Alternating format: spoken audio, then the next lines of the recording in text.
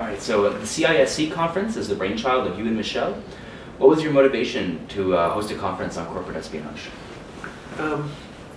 We both have respective disciplines and experience in different sectors that we found as we were going through this process there was common problems. We thought the best way to address that might be to be able to try and throw that together. And what we're really talking about is taking the big picture, the experience that Michelle has as a nation state, being a spy for CISC, and working in that world, and then being able to translate that into the business environment. We know that a lot of companies, particularly in the States, are using more professional spies to be able to collect information. Intellectual property is becoming more and more valuable these days. Everything is so easily accessible online or through computer systems. And the incidence of people stealing information is going to continue to increase. As we're saying that in terms of shareholders, what shareholders are investing in is the intellectual property of the company.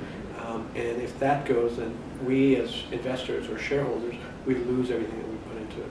So it started becoming a germane issue for a number of investors that we have some pretty high-level investors. And so we said, okay, well, this is an issue we should start tackling.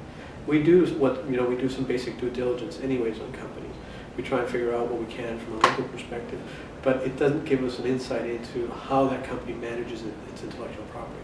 And that was a problem that we were trying to address and say, how can we protect this intellectual property?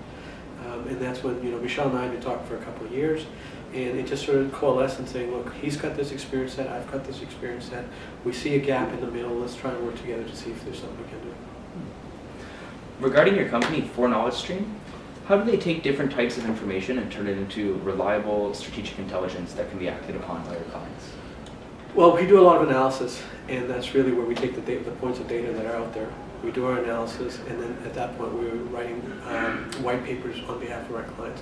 And the reliability comes from the fact that we are experts in particular areas. We use extensive resources that we've got quite a network, particularly in the areas that we work on, which is oil and gas, energy, and technology, and then also real estate. So we've got a group of people who are phenomenal in terms of their expertise in these areas. And they help us take all the database out there and structure what we think are good, solid propositions in terms of investment classes that we want to try and position our investors towards. And right now, that's the first thing. The second thing is that being able to demonstrate a track record of you can't always be right all the time, but having a sense of where the market is going. And over the last couple of years, we've had some pretty good successes, particularly in terms of when we're recommending people investing in certain asset classes or investing in certain companies. And then those companies have gone forward and done incredibly well. When it comes to the disgruntled employee that we've heard a lot about during this conference, enacting so-called revenge or stealing proprietary data, what are preventative measures that can eliminate this from happening? It's culture. It all comes down to culture, and it emanates from the top. One of the things that we started off with very early in the process, and where my frustration particularly was that a lot of these issues end up being subsumed into subspecialties like IT security or legal. So if you have a problem, go to legal, or you go to compliance. And so this is off the executive matrix when they're looking at doing their own risk assessments. And what we're trying to do is say, no, this issue of intelligence gathering and espionage and corporate espionage and understanding some of the strategic values that are associated with that has to be brought up to the executive level. And it has to be bred into their executive their executive DNA. So when they're making decisions, these issues are at the forefront of their mind. Just as when they're making decisions, issues of finances are at the forefront of their mind. Because this really is one of the major areas that we think, once again, that investor-shareholder can either be maintained or eroded. For businesses that operate internationally, like Knowledge Stream, do threats change throughout the world, or do they remain constant no matter where you are? Changing all the time.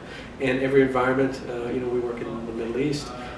There's a certain risk matrix in working in, let's say, Abu Dhabi and Saudi Arabia versus going to Kuwait now, right? Totally different. Every region has its own unique particularities. And one of the things is you can't be an expert in all areas, so we try and focus in those geographies where we know we've got really well-established networks, or we spend a lot of time in. If there was one sentiment you hope the attendees of CISC 2011 take away with them after today, what would that be? Wow. There's a lot of work to be done.